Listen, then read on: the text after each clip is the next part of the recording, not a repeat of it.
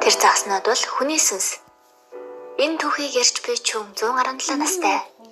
Хэдий түүнийг хөгсөн зүнэг гэд хинж итгэдэггүй ч гэлээ тэр нэрэлцүүлийг баттай мэднэ. Тэр газар доор ертөнцөөс ирсэн. Түүний тэр ертөнц сүнс төдийгүй хүний ертөнцийн байгалийн холыг шийддэг. Бүжиглж буй эмээ хүү хоёр үүлийг хөдөлгөн. Юм сүлжиж буй эмэгтэй хэмэлэн шөнийн тэнгэр болон ховор холно. Нисдэг морд ногоон байгаль гээд юр бусын зүйлсээр дөрвөн энэхүү ертөнц үнэхээр өсгөлтөнтэй ажээ. 16 нас хүрсэн хүүхэд бүр ёслолын өдрөөр хүний ертөнцлөө 7 хоног явах ёстой. Тэдний ертөнцийн томчууд хүний ертөнцийн байгалийн хуулийг яаж зохицуулдгийг өөрсдийнүүдээр харахын тулд өнөөдөр та нарт том загас ба хайдан цэцэг гэх анимыг ярих гэж байна. Нэрээ энэ анимыг зохиолч нь зүүднээс сэтгэлээд бүтээсэн гэж боддоо. Сонирхолтой байгааз. Хэрв та нар олон жилийн өмнө аникодоос орчуулгатаа үзчихсэн бол бас л эцүүнийхээ орчуулгыг үзчихээжээ. Та нар бургер, пицца хоёрын аль нь илүү дуртай вэ? Би л хоёуланд нь дуртай. Гэхдээ бургер, пицца хоёрыг хослуулад нэг дор идэж болно гэвэл ямар вэ? Пицца хат маань цаашин бүтээгдэхүүн болох бургер, пиццаг худалдаанд гаргажээ. Одоо алийг нь захиалах вэ гэж толгоогоо гашлах хэрэггүй боллоо штэ. Найзууд болон гэрийн хинжинд пицца идэ, үгүй бургер идэ гэдэг авал шууд пицца хатаас бургер, пицца захиалаарэ. Захиалга өгөх бол мэдээж пицца хат эцэг юм сая болон 75 55 55 55 дугаараас захиална. Бас хамт идмээр байгаа хүн байвал энэ бичлэгийг шеэр хийж явуулаарай. Пицца хат 夢にまで見たような世界で争いもなく平和に暮らしたい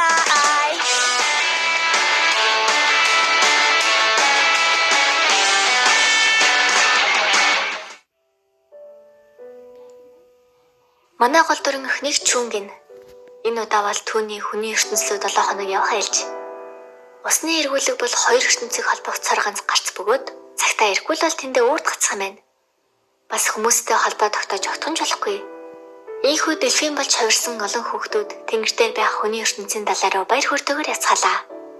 Анх удаа харсан хүний ертөнц чүний хувьд настай хүмүүсийн хэлж байснаас хамаагүй өөр харагдж байлаа. Тэр хизээч байгаагүйгээрээ жаргалтай байсан юм. Хүний ертөнц ямар үзэсгэлэнтэй байсан гэж тэнд амьдардаг ах トゥ хоёр хүртэл тэднийг харж баярлан ашгарна. Харин ганцаараа тэнүүчилж явсан чүн том хөлөг онгоцтой таарч бод шиг харагддаг хотын гэлүүдийг харжээ. Бас хүмүүсийн тавьсан тоошгүй болон цаасан хөлөг голоор урсаж нас орсон хүмүүсийн сүнсийг далаараа замжилтыг болохыг мэдсэн юм. Харин 6 дахь өдөр чүн далаараа буцахдаа эртээдийн ах トゥ хоёртой дахин таардаг.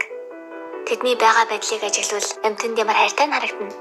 Биендээ юм төрхэд далаараа орсон ахыг нь бүхэл загас торин эргэлддэг. Гэхдээ л чүн хүнтэй холбоо тогтоож болохгүй. Дэмэл дэлфиний хэлбэртэй лим бүлээх өнөө хүүгүнийг холоос нуцаар харсаар 7 дахь өдөр болж чүний явах цаг болжээ. Усны эргүүлэг хэдий ойрхон байсан ч чүн хүмүүсийн тавьсан торонд баригдаж өрхнөө.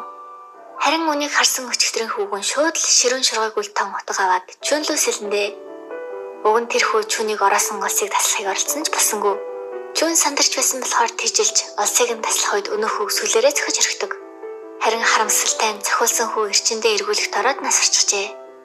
Гимсэн чүн түүний тоглодог лимбийг дүүд нөхөх гэсэн ч чадсангүй. Хайгаал додж уйлаад байсан болохоор чүн тэрийг нь аваад өөрийн ертөнцлөөгөө буцчихдаг. Чүн өвөө дээр очиж хүн өгсний дараа сүнс нь яадаг вэ гэхэд алс хойд зүгт бяцхан загас болж хувираад сүнс хамгаалагчийн хяналтанд байдаг гэдэг. Гүнэлсэн амтын сууж байтал ягаад ч юм хойноос хөшөө ярьж би чамд тусалж чадна гэд нэг бүрэн хэм өгдөг. Орой болохтой зэрэгцэн чүн өрөөнийхөө гэрлийг унтрааж хамаг зүйлсээ янзлан нууцаар гадагш харан явжээ. Харин түүнийг чүний найз цагаан өс төвгөн харж ирхнөө. Тэгээд дагаад явандаа. Гоёмсөн мөртлөө энгийн байшин хачирхалтай жижигхэн амьтад. Ойн дундуур явсаар чүн өнөө хөшөө дээр ирэхэд хөшөө амаа ангааж асар том зав түүний чиглэн гиндэ. Энэ завнд суусан мөчтөөл чүн хувь заяа нь өөрчлөгдсөн гэдгийг мэдэрсэн юм. Дээгүр нь харих авраг морин загас үүлэнд очигдсан далай дундуур явсаар нэгэн байшинд хүрлээ. Энэ бол сүнс хамгаалагчийн гэр. Нас орсон хүмүүсийн сүнс бүгд энд татгалагддаг. Сүнс хамгаалагч гэх нэг нүдтэй гар цөгөрцгийг тамхи болгон татаж муурнуудаар сүв тэргээ өргүүлж байгаа нь их л хачирхалтай харагдана. Чүн өнөө өгсөн хүүг амьдралыг хүсч байлаа. Хэдий нэг нүдэд түнд байгалийн хуулийг зөрчих нь хатуу шийдэлтэй байдаг. Өөрөө хийсэн зүйлсээ засах боломжгүй гэж анхааруулсан ч таасангүй. Эцэг их анд нөхөд гисгэлийн талаарч хүтсэнгүү. Шууд л өөрийн амьдралын тал насаараа өнөө хүүгийн сүнсийг салгаар болчихдог. Болж би бүхнийг хүлээн зөвшөөрч чадахгүй гимшлэн түүнийг эцээр байгаагаас болсон биз. Харин энэ бол бүхэл сүнс хадгалагддаг Деважингийн танхим. Чүн тэр хөвгүүний царайг санаж байсан ч нэрийг нь мэдэхгүй байсан юм. Санаж байгаа зүйл нь гагцхүү түнлүү харах харц. Духан дээрх сорь хоёр нь л байлаа. Одооноос эхлэн тэр хоёрын амьдрал холбогдсон. Чүн түүнийг хүний ертөнцлөө буцан очтол том хэмжээтэй болох хүртэл нь хамгаалах ёстой. Одоо буцах зам үгүй. Хэдий одоо жижигхэн загас байгаа ч гэсэн ирээдүйд маш том болох болно. Чүний ээж хайдан цэцгийг удирддаг болохоор охиноо Чүн гэж нэрлсэн. Харин энэ загастай хэн гэдэг нэр өгвэ гэд байжтал цагаан ус ирээд би энийг чинь нууцлж өгье. Күн гэж нэрлүүл ямар вэ гин. Хойд зүгийн аврах том загасыг күн гэдэмээ л та. Би энэ тэнгэр шиг далавчин үйл шиг том гэх том гэрэ би. Тиймээс тийм том болоорой гэд күн гэж нэрлэхэр болно. Цаг хугацаа өнгөрч загас арай том болжээ. Бас бороонд нисэж чадж байдаг. Харин нэг удаа торхонд хийгээд тавьсан байсан загсыг нь Чүний ээж олоод хайцсан байдээ. Чүн уйлаад гарч явтал цагаан өс түнд энд байж магадгүйгээд бохиросны холол юм да. Чүн өнөө баас шээсэн орох гэсэн ч цагаан өст болуулж өөрөө өмнөөс нь орчин. Гэхдээ тэндээс гинэт нэг эвгүй төрхтэй эмэгтэй гараад ирдэг. Лав харахнуудыг өдөрддөг за. Ямар ч байсан удахгүй нөгөө харахнуудаараа загсыг нь гаргаад ирлээ. Гарсан хойноо манай хоёр засаа орхигдсан байшингийн тогтмол асанд хийжээ. Гэтэл удалгүй могоо өсрээд гараад ирдээ. Цагаан өст Чүнийг хамгаалсан ч гэлээ могоонд хоёр толгойтой олж таарад өөрөө хазуулж орхиноо. Чүн уйлж цагаан өстийг үрээд өвөө дээр очижээ. Харамсалтай нэмжлэх арга байсангүй. Цагаан өст Чүнд нэгэн чулуу шиг зүйлтийг өгдөг. Гэхдээ өвөө нь энэ л сүүлийн арга байх гээд өөрийн бүх хүчээ шавхан цагаан өстийг гэдэг чинь за. Хэдий цагаан өстийг эргээд ирсэнд баярлах Чүн загас хоёрын доо нэг талд хадж байсан ч нөгөө талд нулимс орч байлаа. Саяны зүйлээс болоод ч тэр өвгөний өөх цаг орчжээ. Энэ шувуу өвгөний эмгэнэн за. Эмгэнэн бүхэл шувуудыг удирддаг байсан ба өөхтэй галд шив болж хувраад өвгөнтэйгээ хантай ийм төрхтэй байх болсон юм байна. Өвгөн Чүнд битгий гунигл би хайдан цэцгийн бодлоод эмээтэй чинь зүг чамтай үргэлж зүг авах болно гэж хэлдэг. Цаг хугацаа өнгөрөхөд удахгүй хачирхалтай их бороо орж зуны дунд цараар цас орж эхэлнэ. Чүний хийсэн тохиролцооноос болж гисгэл ирж байгаа нь. Томчуудын хинэнч болоод байгаа зүйлсийг бүрэн мэдэхгүй. Чүн цагаан өсtöд амьдралынхаа талыг тэр заас төгчгсөн гэдгийг хэлжилтэй. Харин өнөө харах удирддаг эмэгтэй цагаан өсtöд томчууд загсыг барьж хол Чүн аюулд орно. Тиймээс загсыг нь хөлцөн голтой усан даваачаад нуу гэд хэлжиндээ. Энэ эмэгтэй яагаад ч юм нарны гэрэлтч хүрч чаддаг юм байна. Олигтой амтэн биш гэдэг нь харагдаж. Цагаан өсдөж хэлснээр нь загсыг аваад чамаас олж Чүн аюултай нисээр усанд тавьчихна. Гэхдээ энэ бүхэн хархан эмэгтэй төлөвлөгөө ээжээ. Чүн загсныхаа төлөө ирнэ гэдгийг мэдчихсэн болохоор албаар ингэж өрхтаад өнөө загсан хэлбэртэй лимбийг нь авчихдаг. Энэ байвал хүний ертөнцлөө явж чадах гинэ. Харин хойно үлдсэн Чүн арай хийж мод ургуулн дээш харахад цагаан өс түүнийг орчээ. Цасан шурганд өнөө загсыг нөрхөд явчихъя гэж бодсон ч Чүнийг бодож чадсангүй. Эцэст нь нөрхөгдсөн байшинд очижээ. Энэ загас Чүний хувьд тийм чухал гэдгийг тэр сайн л мэджээ. Цагаан өсtöд ээж аав байхгүй эмээ дээрээ өссөн. Хинэггүй айх зүйл байдаггүй байсан. Гэхдээ одоо энэ ертөнцид хамгийн ядаг зүйл бол Чүний зовхойг харах. Тиймээс цагаан өст шууд л нэг нүдтэй сүнс хамгаалагчлаа очоод миний амьдралын хасыг Чүн лөө шилжүүлж болох уу гэж асуудаг. Гэхдээ үнэн нь өссөн гинэ. Одоо тэр бүр бүтэн амьдралаа өгөх ёстой. Гэхдээ өгсөн ч ямар ч өөрчлөлт байхгүй. Ягаад гэвэл аль хэдийн Чүний амьдрал загсныхтай холбогдчихсон. Загас өхвөл Чүн өхнө. Мөн загас хүний ертөнцлөө явсан тэр өдөр Чүнч бас өхнө. Өөр арга үнэхээр байхгүй гэж үг гэхэд сүнс хамгаалагч намайг ялвал хэлье гэж байна. Цагаан өст түүнийг ялахад нэг нүдэд чихэнд нэг юм шимдэг за.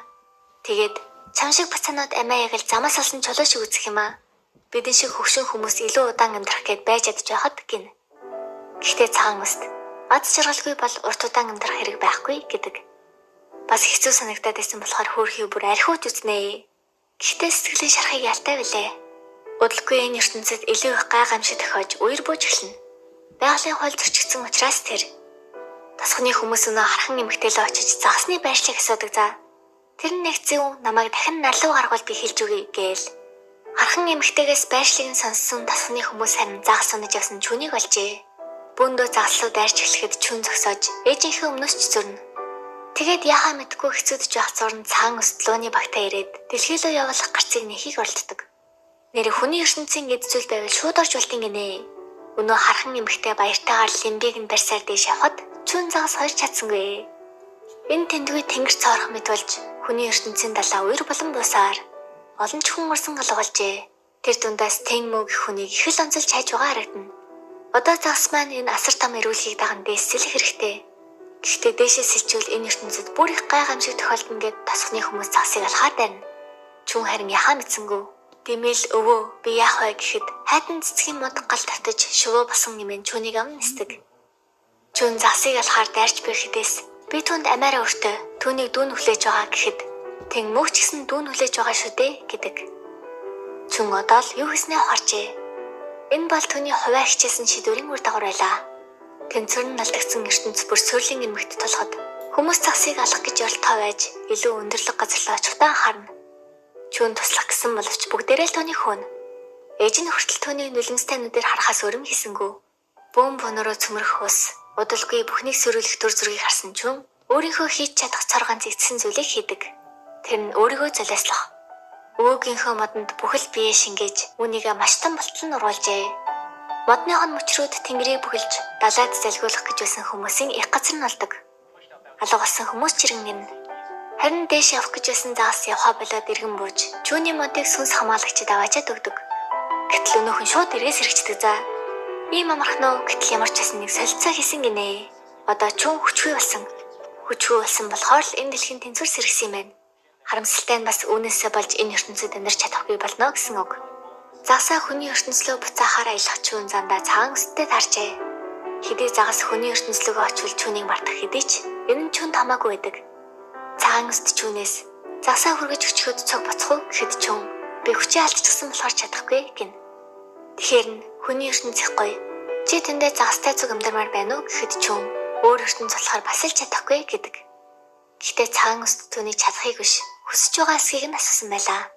Тэгээд түм сарлган өгч чүүнд бүхэл үед хөрхөн харагддгийг хэлэхэд би чамайг ах шигээ сандаг гэж хэлнэ. Ундах болоход цагаан өстийн нүлмэс хацрыг даган өрслөө. Чичирсэн гар нь цааш харан ундах чүнлөө сонсон ч хүрч чадсангүй. Маргааш болжээ. Цагаан өст зан үйл хэвлэл загас ертөнцлөгөө буцаж чадах юм байна л да. Хэдий загас нь явчих бол чүүн өхөн гэдгийг цагаан өст мэдж байсан ч хэлээ. Энэ нь чүүний хүсэл болохоор харин өсрөх загсыг харах чүүн уйлсаар зогсоно. Цагаан өст зан үйлээр асар том эргүүлэг үүсгэхэд загас читүүлэн ниссээр сүүлийн удаа чүндэр очлоо. Аль альны хамнууднаас нулимс орж байжээ. Харин цааш харан зогсох чүүнийг харсан цагаан өст гинтэл нэг бөмбөлгийг хуваагаад доторх гэрлийг нэдчиндээ. Цагаан өст тохирцоо ижигсэн байжээ. Үүнийгээ биеийн шатаж эхлэхэд л чүнд хэлдэг. Тэр сүнс хамаалагчаас чүүний тал амьдралыг аваад өөрийн бүх амьдралаа өгсөн байлаа. Тэгээд одоо чи түүнтэй суугаж чадхаар боллоо. Сүүлчийн шөнөө чамайг чангаар тавьж хоноогүй дээ харамсчихлаа. Чи яд ширхалтай байх болно гэсээр доош сэрчдэг. Түүний хэлсэн сүүлийн үг нь салхи бороо харвал намайг бодоорой. Би үргэлж чамтай цуг байх болно. Баяртай чүн байсан юм. Цагаан өстийн бие замхарахтай зэрэгцэн чүн цэцгээс загас болон хувирч хүний ертөнцлөө явжээ. Хүний ертөнцийн далаагаас нэгэн залуу гарч ирээ таниагаад түүний өмнөөс нэгэн эмэгтэй гараа сонгох хажээ. Ягаад ч юм түүнийг өмнө харсан мэт татна. Танил тулаа мэдрэмж төрнө. Харин эцэст нь сүнс хамгаалагч залгамжлагчаа сонгохоор болоход алтан навч хийсэж цагаан өс тэрэн амьлхан дээрээ. Эрт дээр цагт чүн гэх нэртэй аврах том мод байсан юм. Тэр 800 хавар 800 намар амьдарсан. Энэхүү төгсгөлийн өгүүлбэр нь их учиртай. Чүн гэдэг нь хавар гэсэн үг. Харин цагаан өстийн нэр чүн намар гэсэн утгатай. Цагаан өстийн сүнс нь навч байсан бол чүүний сүнс хайдан цэцэг байсан да. Яг л навчис моддыг бортохын тулд ундаг шиг цагаан өстийн хийсэн бүхэл зүйл чүүнийг хамгаалахын тулд байсан. Бусдаа сурваж хайртай хүнийхээ төлөө амиа золиослох хэмжээнд. Цагаан өст ад жаргалгүй бол удаан амьдрах хэрэг байхгүй гэсэндээ. Чүүнл байхгүй бол түүний амьдрал утгагүй байсан. Амьдрал гэхийн том далай дотор бид бүгд үл мэдэгдэх зүйл рүү сэлж бай загснууд юм. Бидний хийсэн сонголт бүр эргэлөө төрөх тавлага мэт ямар нэгэн зүйлийг өөрчлөх хүчтэй. Тийхүү цаг хугацаач угааж чадахгүй бол мөрийг үлдээх хажээ.